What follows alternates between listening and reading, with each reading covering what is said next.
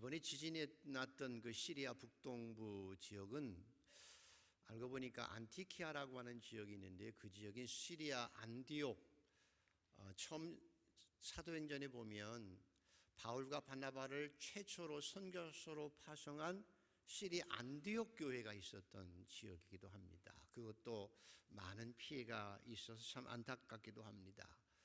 어쨌든 사망자가 10만 명이 넘어간다고 예상하니까 너무나 속상하지요. 튀르키예가 우리를 형제의 나라라고 생각하고 있는 만큼 우리도 기도하면서 좀 더 잘 도울 수 있도록 연구해보고 함께 여러분 협력해 주시기를 바랍니다. 근데 감사한 것, 며칠 전에 TV 보니까 엄마가 출산을 했는데 지진이 나서 무너져가지고 탯줄이 이렇게 달랑달랑 애가 달렸는데 3일을 버텨냈다고 하지요. 그래서 구원받은 그 아이 기적이라고 했지요. 이름을 뭘로 지었다고요? 아야라고 지었다고 하지요. 아야라고 하는 뜻이 기적이라고 하는 뜻이라고 합니다. 너무나 감사한 일이기도 하지만 슬픈 이야기지요. 곰곰이 생각했습니다. 이번 지진이 새벽 잠잘 때 4시경에 일어났기 때문에 잠자고 있어서 피해가 더 심했다고 하지요. 그래서 생각했습니다. 하나님, 저도 잠잘 때 이런 일이 벌어지지 않고 성경에서 깨어있으라고 하신 것처럼 제가 영적으로 깨어있을 때 저도 하나님의 부르심을 받기를 소원합니다. 그렇게 기도했고요. 마라나다 우리가 늘 외치고 살아가는데 우리가 영적으로 깨어있을 때, 거룩해졌을 때 주님이 오시기를 위해서 기도하며 또 준비하고 살아가는 지혜로운 한강의 성도들이 되기를 소원합니다. 그리고 출애굽기 지난주에 기억해 보시오. 출애굽기의 핵심이 뭐냐? 하나님의 백성으로서 예배하는 자로 살아가는 것이 출애굽기의 핵심입니다. 출애굽기를 통해서 하나님의 백성이 누구냐? 우리가 하나님의 백성인데 하나님의 백성이 뭐 하는 자냐라고 할 때 하나님의 백성이란 예배자로 살아가는 자라고 하는 것입니다. 하나님의 백성은 예배자로 살아가는 게 하나님의 백성입니다. 그래서 출애굽기 마지막에 하나님께 예배하는 성막을 다 짓고 나서 그 성막 위에 하나님의 영광이 구름 기둥과 불 기둥으로 쫙 임하게 되어졌고요. 그 다음에 성막을 중심으로 해서 하나님께서 구름 기둥과 불 기둥으로 하나님의 백성들을 광야에서 이끌어 가시고 인도해 가시는 모습으로 출애굽기가 끝납니다. 다시 말하면 하나님의 백성은 뭐 하는 자라고요? 예배자로 살아간다는 것입니다. 하나님의 백성이 누구냐? 저와 여러분처럼 하나님 앞에 예배드리고 예배 가운데 하나님의 영광을 보며 살아가는 사람들이 하나님의 백성입니다. 한번 해보십시다. 하나님, 저는 예배자입니다. 하나님, 저는 예배자입니다. 예배자가 하나님의 백성입니다. 그리고 레위기는, 그 뒤에 레위기는 그럼 예배자로서 어떻게 살아가는 것이 진정한 예배자냐? 어떻게 하는 것이 하나님을 기쁘시게 하는 예배를 드리는 자일까? 이게 레위기의 핵심입니다.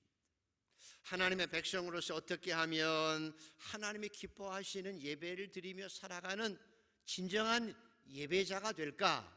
이것이 레위기의 핵심입니다. 그래서 레위기의 핵심은 오늘 읽었던 본문에 있는 것처럼 하나님께서 가장 기뻐하시는 예배, 하나님께 정말 원하시는 예배가 욤 키푸르라고 해서 대속죄일의 예배입니다. 유대인의 달력으로는 첫째 달 1월이지요. 정월 10일 날 드리는 대속죄 예배가 하나님께서 가장 기뻐하시고 처음 드리는 예배입니다. 1월 10일 날 드리는 욤 키푸르라고 하는 대속죄일이 하나님께서 가장 먼저 받으시는 가장 소중한 예배입니다. 자, 어떻게 그 예배가 드려지는지를 오늘 우리가 배우는 것입니다. 16장 한번 읽어보십시오. 16장 우리 1절 2절을 한번 펴셔서 한번 읽어보시겠습니다. 16장 1절 2절 그 앞에 있죠. 자, 찾으셨으면 같이 한번 읽습니다. 시작. 아론의 두 아들이 여호와 앞에 나아가다가 죽은 후에 여호와께서 모세에게 말씀하시니라. 여호와께서 모세에게 이르시되 내 형 아론에게 이르라. 성소의 휘장 안 법궤 위 속죄소 앞에 아무 때나 들어오지 말라. 그리하여 죽지 않도록 하라. 이는 내가 구름 가운데서 속죄소 위에 나타남이라. 10장에 보면 아론의 아들 나답과 아비후가 속죄소에 들어갑니다. 향로를 가지고 들어가라고 향로를 가지고 들어갔는데 향로의 불을 제단에 있는 불을 가지고 들어가야 되는데 집에서 자기가 마음대로 쓰다 가지고 간 불을 가지고 향로를 가지고 들어가서 향을 피우다가 하나님의 불이 나와서 나답과 아비후가 성소에서 죽었습니다. 그 얘기를 하고 있는 겁니다. 속죄소에 아무렇게나 들어가지 말아라 라는 것이지요. 하나님을 섬기는 일을 우리가 하나님의 말씀을 따라 섬겨야 한다는 것입니다. 하나님의 뜻을 따라 하나님을 섬겨야 한다는 것이죠. 내가 아무리 능력이 있다고 내 뜻대로 섬기는 것이 아니라 하나님은 하나님의 뜻대로 말씀대로 섬겨야 되고 예배도 내가 하고 싶은 대로 편리한 대로 내 생각대로 드리는 것이 교만이고 심판을 받는 일이라는 것입니다. 그런데 이 대속죄일이 뭐가 그렇게 중요하냐? 왜 중요하냐? 이 대속죄일 날 대제사장이 성소에서 들어갑니다. 나답과 아비가 죽었는데 그 성소에 들어갈 권리가 있고요. 그곳에서 성소에서 자기 죄뿐만 아니라 백성의 모든 죄를 용서받는 날이기 때문입니다. 그래서 너무나 소중하기 때문에 왜 1월 10일이냐? 1월 1일 날 드리면 좋지. 열흘 동안은 아주 세밀하게 정성을 다해서 1월 10일 날 예배 드리기 위해서 준비를 하는 기간이 10일이나 걸리는 것입니다. 그래서 10일 동안 세밀하게 정성을 다해서 1월 10일 대속죄일에 속죄일 예배를 드리기 위해서 준비하는 것입니다. 어떻게 준비하는가 하면 첫째로는 대제사장은 수송아지 하나를 준비하고 번제단에 쓸 양 한 마리를 준비해야 합니다. 자기와 자기 가족의 죄를 위해서 속죄하기 위해 수송아지 한 마리, 양 한 마리를 준비해야 합니다. 두 번째, 제사장이 평소는 제사장의 옷을 이렇게 입고 있어도 그날은 몸을 다 씻고 제사장의 옷을 다 벗어버리고 그냥 흰옷만 입어야 합니다. 하나님 앞에 거룩해야 된다는 의미입니다. 세 번째 준비할 것이 뭔가 하면 백성들을 위해서 염소 2마리하고 번제단에 양 1마리, 그 몇 마리지요? 3마리. 그래 전부 합해서 몇 마리지요? 5마리를 준비해야 합니다. 자기를 위해서 수송아지 하나, 번제단에 쓸 양 1마리, 백성들을 위해서는 염소 2마리, 양 1마리. 준비를 다 마치고 나서 이제 7월 10일 날 대제사장이 딱 한 번 지성소로 들어갑니다. 처음 들어가는 것, 흰옷을 입고 향로를 가지고 들어갑니다. 번제단에 있는 불씨를 향로에 담아서 향을 가득하게 담아서 피워가지고 성소에 들어가서 성소 안에 하나님의 향이 퍼지도록 먼저 향로를 가지고 들어가서 분향하고 나옵니다. 그리고 나서 끝나는 게 아니라 두 번째 또 들어갑니다. 두 번째 어떻게 들어가는가 하면 처음에는 자기가 하나님 앞에 속죄하기 위해서 수송아지를 잡지요. 그리고 그 피를 가지고 그릇에 담아서 들어가서 그 지성소에 들어가서 피를 동쪽에 뿌리고 성막 안에 있는 제단에 7번을 뿌리고 다시 나옵니다. 그리고 끝나는 것이 아니라 세 번째 또 들어갑니다. 이번엔 뭘 가지고 들어갈까요? 한번 개수해 보세요. 뭘 가지고 들어갈까요? 이제는 세 번째는 백성들의 죄를 위하여 수 염소 중에 한 마리를 잡아서 그 염소의 피를 그릇에 담아서 가지고 들어가서 똑같이 지성소에 들어가서 피를 제단에 뿌리고 7번 뿌리고 다시 나오는 것입니다. 첫 번째는 하나님 앞에 향을 드리고, 두 번째는 수송아지, 자기 죄로 죽은 수송아지 피를 가지고 와서 자기 자신을 속죄하고, 세 번째는 백성들의 죄를 짊어진 염소의 피를 가지고 가서 속죄하고 나오는 것입니다. 전부 몇 번 들어갔다 나오지요? 3번입니다. 1년에 단 한 차례 대제사장만 3번 들어갔다 나오면서 모든 죄를 속하는 것이 대속죄의 일입니다. 그리고 나와서 끝나는 게 아니고 다시 나오지요. 세 번째 나와서 해야 할 일은 뭔가 하면, 성막 앞들에 매여 있는 번제로 쓸 양이 있지요. 양이 몇 마리라고 그랬죠? 번제로 쓸 양이, 좀 주의해서 들어보십시오. 자기를 위해서, 또 하나는 백성들을 위해서. 양이 몇 마리예요? 2마리잖아요. 2마리를 잡아서 번제단에 놓고 완전하게 불살라서 번제를 드립니다. 그리고 끝나는 것이 아니라요, 한 마리 양은 이미 잡았고요, 한 마리는 남아있잖아요. 그 한 마리 염소는 앞에 놓고 제사장이 두 손을 놓고 기도합니다. 하나님, 내 백성의 죄와 저희 죄를 이 염소에게 전가시켜 주십시오 하고 안수하고 기도하고, 죄를 다 뒤집어 쓴 아사셀 양을 광야로 쫓아보냅니다. 아세살 양이라고 하는데, 이 아사셀은 마귀를 의미합니다. 죄를 다 짊어지고 너의 죄의 근원인 마귀에게 쫓아보내는 것입니다. 그래서 그 양이 광야에 가서 죽습니다. 자, 그리고 나서 이제 해야 할 일 끝이 아니라, 그걸 다 끝내고 나서는 아사셀 양을 보내고 번제를 다 드리고 속죄를 하고 나서 이제 남은 피를 가지고 성막에 있는 것들을 속죄합니다.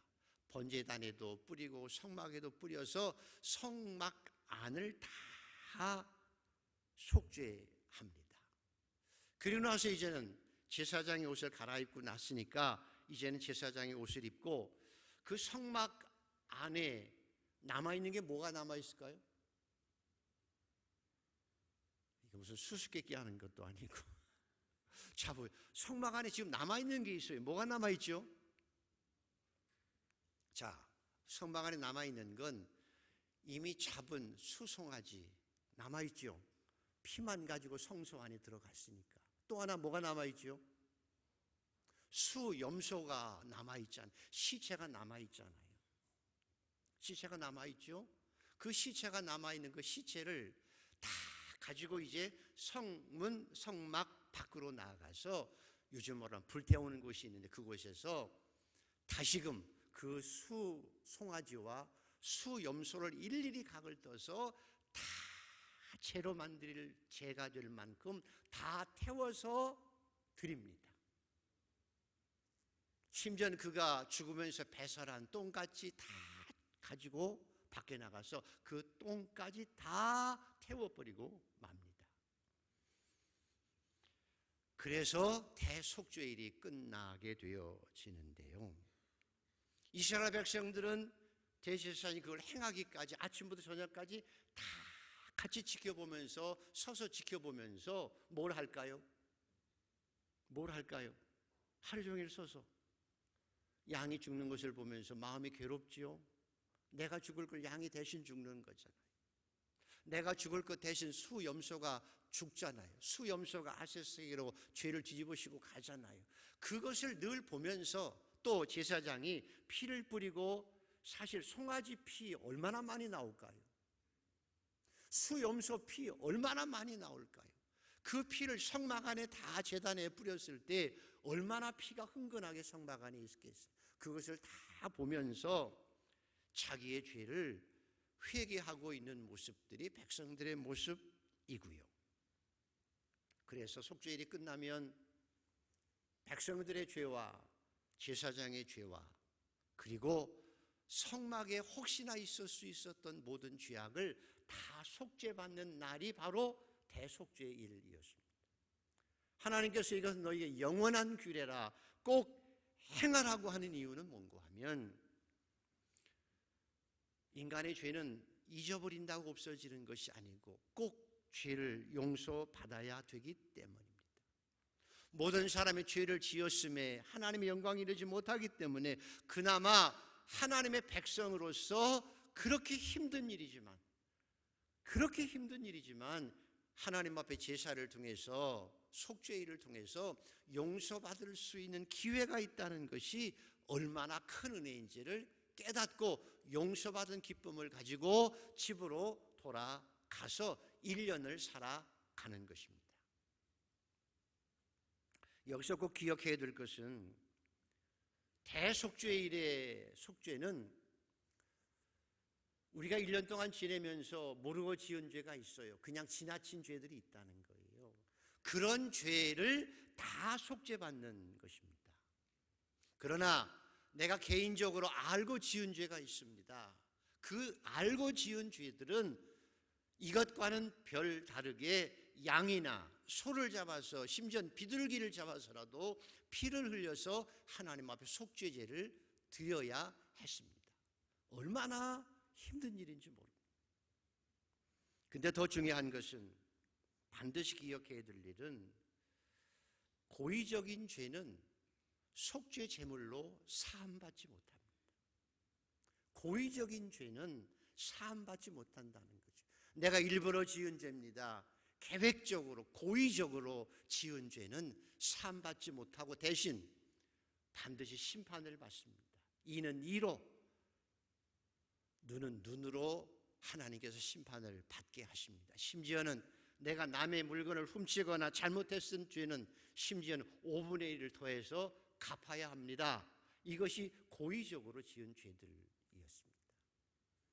그래서 우리가 이 땅을 살아가는 동안 해야 할 일이 뭔고 하면 선하게 살아야 합니다. 선한 양심을 가지고 살아야 되고 죄를 지으면 반드시 회개해야 되고 돌이켜야 되고 고의적인 죄는 짓지 않아야 합니다. 절대로 고의적인 죄는 짓지 않고 말씀을 따라 살고 그래서 선한 양심을 가지고 선하게 이 땅을 살아가는 것이 하나님의 백성의 복이며 예배자의 모습입니다. 그래서 한번 확인해 보십시오. 자, 아까 읽었지요. 우리가 29절에서 31절까지 다시 한번 확인해서 읽어보겠습니다. 29절 31절 시작. 너희는 영원히 이 규례를 지킬지니라. 이날에 너희를 위하여 속죄하여 너희를 성결하게 하리니 너희의 모든 죄에서 너희가 여호와 앞에 정결하리라. 이는 너희에게 안식일 중에 안식일인즉 너희는 스스로 괴롭게 할지니 영원히 지킬 규례니라. 이렇게 말씀합니다. 이 속죄일은 영원히 지켜야 될 일이라는 거죠. 영원히 지킬 규례라는 말은 우리가 죄를 용서받고 살아야 한다는 것입니다. 또 주님께서 우리의 죄를 날마다 용서해 주시겠다고 하는 약속이기도 합니다. 그래서 이 대속죄일이 안식일 중에 안식이다. 좀 말 어원적으로 보면 이해가 잘 안 돼요. 안식일이면 안식일이지. 그리고 안식일 중에 안식일은 편안해야 되는데 그 뒤에 보면 안식일 중에 안식일인즉 너희는 스스롭게 괴롭게 할지니 대속죄일에는 너희를 스스로 괴롭게 할지니 이것이 안식일 중에 안식이라고 말씀합니다. 왜 그럴까요? 좀 이상하죠? 안식일 중에 안식일인데 왜 또 괴롭게 하라고 말씀하셨을까? 요즘에 TV를 보면 김건희 여사가 여러분 누군지 아시죠? 도이치모터스 주가 조작 사건으로 인해서 1억 쿵쳐놓고 너무 속상하지요. 거대 여당의 당 대표인 이재명 대표가 검찰 조사를 몇 번 받았는데 아니니 소설이니 진짜니 어쩌고 저쩌고 조국 전 법무부 장관 부인과 딸의 재판의 결과가 어떻게 나왔는데 그것이 검사의 농간이다, 죄가 없다, 이러쿵저러쿵 그 딸이 얼마나 불쌍하니 아니네 그러죠. 대장동 개발로 인해서 생긴 50억 클럽으로 재판받았던 곽상도 의원은 50억을 어떻게 아들이 받았기 때문에 무죄라고 하고 등록금 받은 건 유죄라고 하고 이런 뉴스 이러쿵저러쿵 들을 때마다 저는 부화가 납니다. 속이 상합니다. 그리고 얼마나 창피하고 얼마나 창피하고 슬픈 일이냐는 것이죠. 근데 또 한편 생각해 보면 우리는 당사자가 아닌데 그런 일들을 들을 때 듣기만 해도 마음이 불편하고 막 속상하고 우울증 생기죠. 그래서 어떤 분들은 내가 그런 일 때문에 우울증 생겼어 배상해 하고 그분들을 고소하는 분도 있다고 그러지요. 거기다가 정치인들이 내 편 들고 네 편 들고 언론들이 한 편만 들어서 편들기 때문에 양극화가 이루어지고 그래서 나라와 민족이 자꾸만 짜게지고 국민들이 갈등하고 서로 막 미워하고 정지하고 살아가는 게 막 속상하고 부화가 납니다. 이 자체가 비극이라는 거죠. 그렇죠? 바로 그것입니다. 인간의 문제는 죄의 문제고요. 인생의 문제는 죄의 문제입니다. 남녀노소 빈부귀천을 막론하고 인간 실존의 가장 큰 문제는 죄의 문제입니다. 그리고 현실적으로는 죄로부터 자유할 수 있는 사람은 아무도 없다는 거예요. 제사장도 백성들도 심지어는 거룩한 성막조차도 거룩함이 온전히 보존되기 어렵기 때문에 의인은 없나니 하나도 없다. 죄로부터 자유로울 수 없다라는 것입니다. 그래서 오늘 대속죄를 통해서 우리에게 주시는 교훈이 몇 가지 있습니다. 첫 번째 가장 중요한 게 뭘까? 우리가 이 땅을 살아가면서 죄로부터 자유로울 수는 없으나 내가 복 중에 복은 은혜 중에 은혜는 내가 예수 그리스도의 십자가의 보혈로 회개할 때 용서받을 수 있다는 것입니다. 교회 다니면서 예수 믿으면서 복은 때로는 건강한 것이 복이 되기도 하고 돈을 많이 버는 것도 복이기도 하고 건강하게 사는 것도 복이지만 얘가 예수 믿어서 가장 큰 복은 은혜 중에 은혜는 내가 예수 그리스도의 십자가의 보혈로 믿고 회개할 때 내 죄가 용서될 수 있다는 것입니다. 이게 은혜 중에 은혜입니다.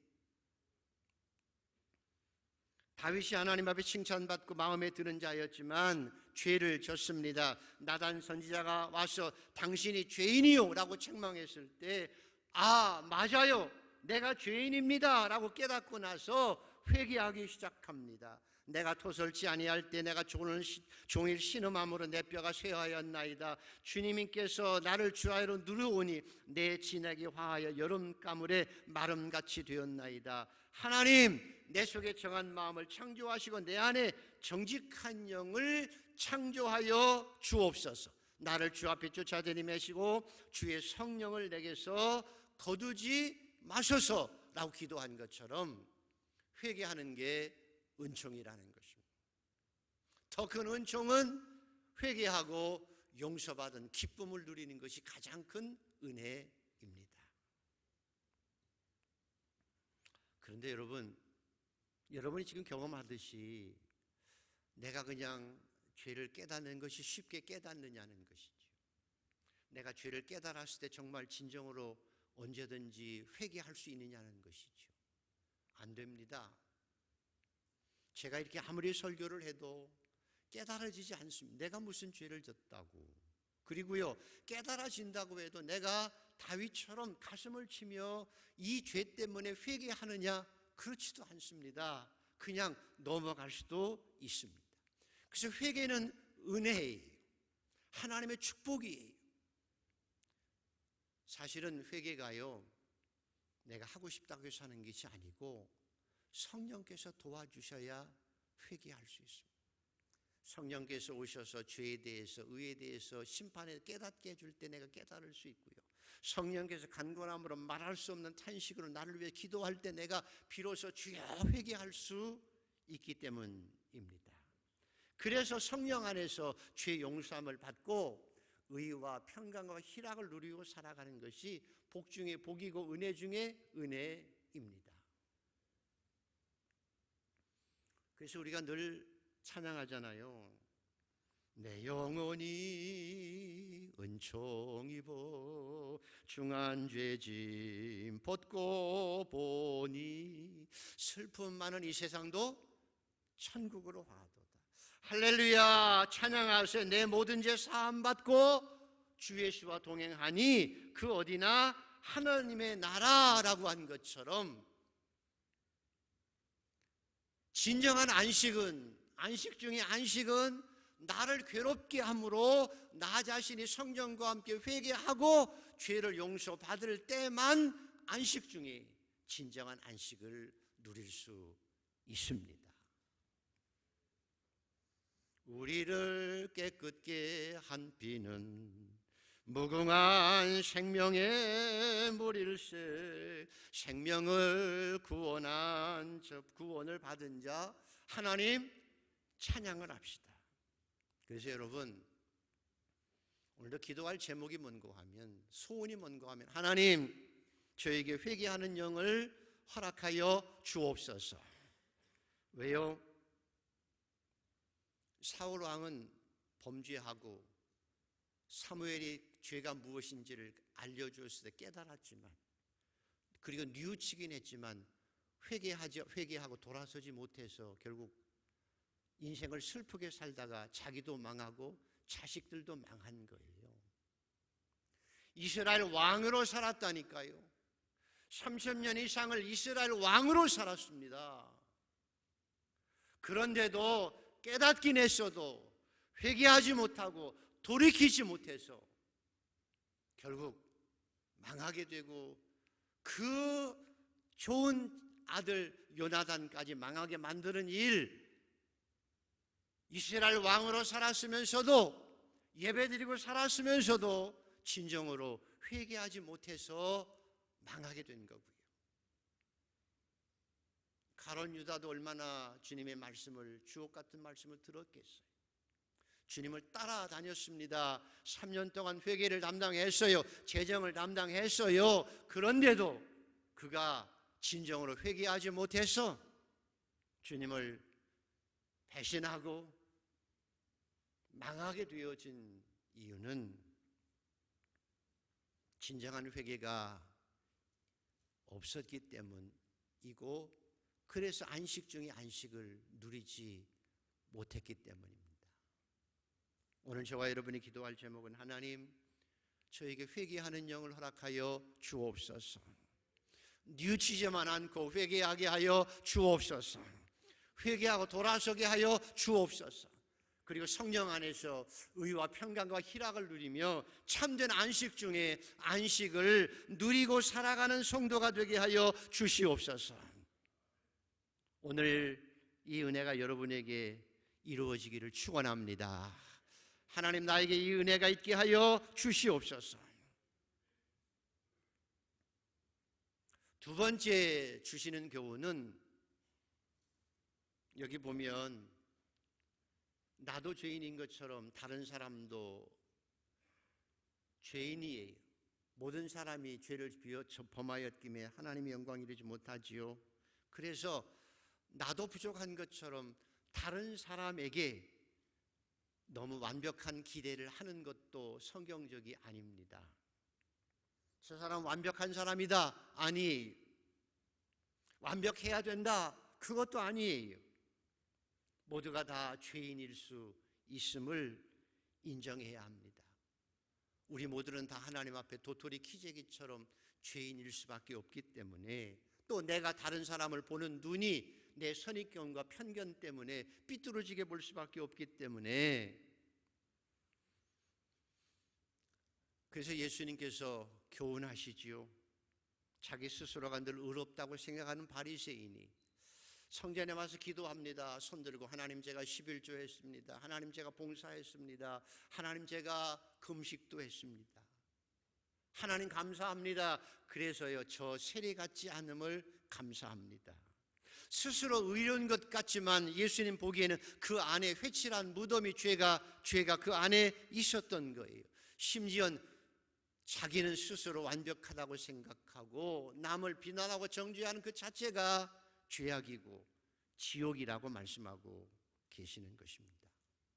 그래서 이 땅을 살아가는 동안 우리 성도들이 자기 기준으로 남을 판단하지 않는 것이 신앙의 지혜입니다. 차라리 예수님처럼 가늠하다 현장에 잡힌 여인을 향해서 다른 사람들 다 너를 돌로 치르는 사람들이 어디 갔어? 아무도 없어요. 다 갔어요. 맞아. 나도 너를 정죄하지 아니하노니. 주님께서도, 완벽한 심판자의 주님께서도 나도 너를 정죄하지 아니하노니. 그래서 사람은 판단하고 기대할 존재가 아니라 용서하고 사랑해야 될 존재임을 알고 사는 것이 신앙인의 지혜입니다. 서로 불완전하기 때문에 서로 용서하고 불쌍히 여기고 조금 더 내가 힘이 있으면 세워주고 살아가는 것이 건강한 신앙인이고 예배자의 아름다운 모습입니다. 그래서 해야 될 일은 세 번째로는, 여러분 자식 키울 때 자식 키워보셨죠? 젊은이들은 아직 안 키워보셨지만 키워보면 그래요. 자식이 자라날 때 완벽하던가요? 그래요?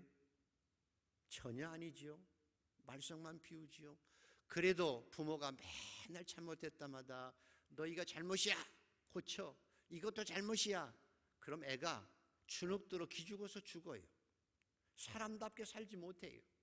그러나 부족할 때도 그래, 그럴 수 있어, 내가 도와줄게 하고 자식을 몇 번 용서하지요? 몇 번이나 용서하고 키웠어요? 10번? 7번씩 70번도 더 용서하지요?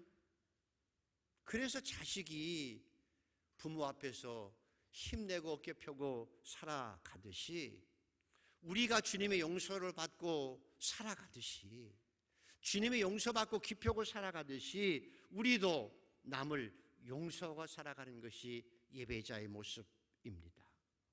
주님은 우리의 죄를 기억도 안 하시는데 나는 늘 기억하고 살아가는 건 죄요.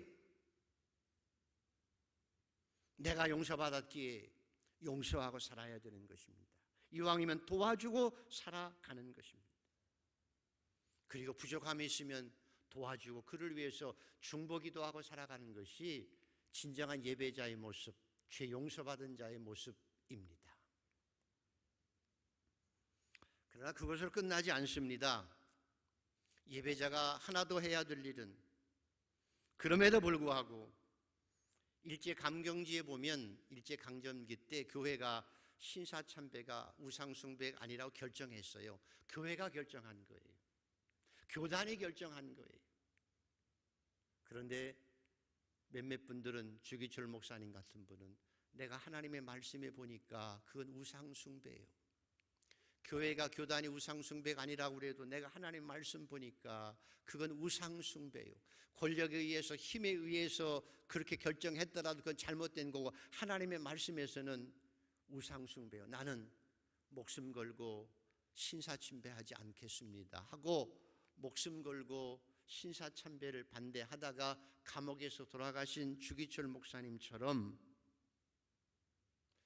하나님, 저는 하나님의 말씀을 따라 죽어도 나는 이 길을 걸어갈 것입니다 하고 하나님의 말씀을 따라가는 용기가 우리에게 있어야 해요.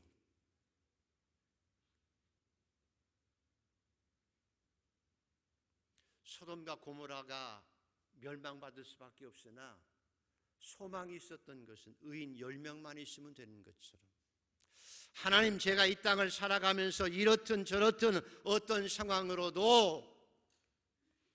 상황에서라도 의인 10명으로 나는 하나님의 말씀을 따라 사는 예배자가 되게 하여 주시옵소서. 나는 이 길을 걸어가게 하여 주시옵소서. 그리고 그 길을 걸어가는 것이 참된 예배자가 걸어가야 될 길입니다. 자, 말씀을 정리해 보십시다. 출애굽기의 핵심은 예배자로서 살아가는 하나님의 백성의 모습입니다. 어떻게 예배하는 것이 가장 중요할까? 대속죄일, 욤 키푸르, 대속죄일의 예배를 하나님께 기뻐 받으십니다. 근데 한번 상상해 보십시오. 대속죄일의 모습이 어떤지. 그 1월 처음 정월부터 준비해 가지고 10일 날 성막에서 제사를 드리고 지성소를 들락날락 대제사장이 하는 일을 한번 보십시오. 짐승을 몇 마리 잡았죠? 몇 마리 잡았죠? 수송아지 하나, 또 양 한 마리, 수염소 한 마리, 양 4마리 잡았잖아요. 그 좁은 성막 안에서 4마리 짐승을 잡았으면 피가 얼마나 흘러나왔을까요? 그 조금 속세조에 뿌렸다고 해도 그 성막 안에 제단을, 성막 옆에 제단에 피를 다 쏟았으니 피비린내가 진동하겠죠. 거기다가 시체가 쌓여 있지 않습니까? 잡은 소, 번제들이, 양들이 시체에 쌓여 있고 죽으면서 쌌던 똥들이 막 널브러져 있는 그 모습. 자, 기억하십시오. 그렇게 피비린내가 나는 곳이 대속죄일의 제사를 드린, 예배를 드린 성막이에요. 피비린내가 진동하는 것이 성막입니다. 다시 말하면 생명이 죽어간 곳이 성막이라는 거예요. 성막 안에는 피비린내가 진동해야 하는 것입니다. 여러분이 교회에 와서 교회 안에 어찌 보면 예수의 보혈이 가득 차야 한다는 거예요. 예수 그리스도의 보혈이 흘러 넘치는 곳에 거룩함이 있고 속죄함이 있다는 거예요. 너희가 하나님의 성전인 것과 라고 말씀한 것처럼 우리 안에 십자가의 보혈이 흘러 넘쳐야 돼요. 내 죄를 용서하시는 십자가의 보혈이 차고 넘쳐서 나의 죄를 씻기는 예수의 피밖에 없다고 고백하고 찬양하는 십자가의 보혈의 역사가 차고 넘치는 것이 교회여야 해요. 성경을 기억해 보십시오. 가인은 예배를 드리고도 멸망했어요. 제사를 드리고도 멸망했다는 거예요. 왜? 죄 용서함에 피 흘림이 없었기 때문에, 그리스도의 보혈로 죄 용서함이 없었기 때문이에요.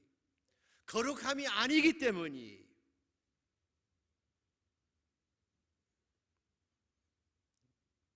그리고 영문 밖으로 시체와 똥을 다 가지고 나가서 불렀었던 것처럼 이제 성막 안에는 거룩해져야 돼요. 죽은 시체가 생명 없는 것들이 있으면 안 돼요. 똥들이, 지저분한 똥들이 교회 안에, 성막 안에 있으면 안 되는 거예요. 다 태워져야 하는 거예요. 그래서 성전은 늘 거룩해야 해요. 하나님의 새 생명으로 용서받은 것으로, 속죄받은 것으로 거룩해야 하는 거예요. 저희 집에도 쓰레기가 나옵니다. 목사 집에는 쓰레기가 있을까요, 없을까요? 많이 있어요, 여러분. 그런데 집안이 깨끗할 때하고 안 깨끗할 때하고 차이가 뭐지요? 쓰레기가 없어서가 아니고, 깨끗한 집안은 쓰레기들이, 그죠? 쓰레기들이 가끔씩 식탁에도 올라와 있고, 양발이 침대 위에도 올라가 있고 더러운 것들이 막 지저분하게 널려 있으면 지저분한 집안이에요. 근데 아무리 그렇더라도 쓰레기가 쓰레기통에 있으면 깨끗한 집안이 되어지는 것처럼 저와 여러분도 똑같아요. 죄 없는 사람은 없다고 했죠. 죄에서 자유한 사람도 아무도 없다고 그랬죠. 중요한 것은 그 죄를 십자가의 보혈로 용서받는 자가 은혜 중에 은혜이며 복 중에 복이고 안식 중에 안식을 누릴 수 있는 최고의 은혜자이고 예배자입니다. 우리 교회 와서 할 일이 뭐지요? 속죄의 예배를 드리는 것입니다. 여러분이 예배를 통해서 죄 용서함을 받지 않고 돌아가면, 회개하지 아니하고 똑같은 죄를 가지고 돌아가면 성전 뜰만 받고 가는 거예요. 예배드림이 헛수고라고 하는 거예요. 도리어 우리 마음이 굳어져서 가인처럼 될 수 있고 가룟 유다처럼 되어질 수도 있어요. 오늘도 저와 여러분은 삭개오처럼 회개하고 나누며 안식일 중에 안식일을 누릴 수 있고 살아가는 복된 성도가 되기를 소원합니다.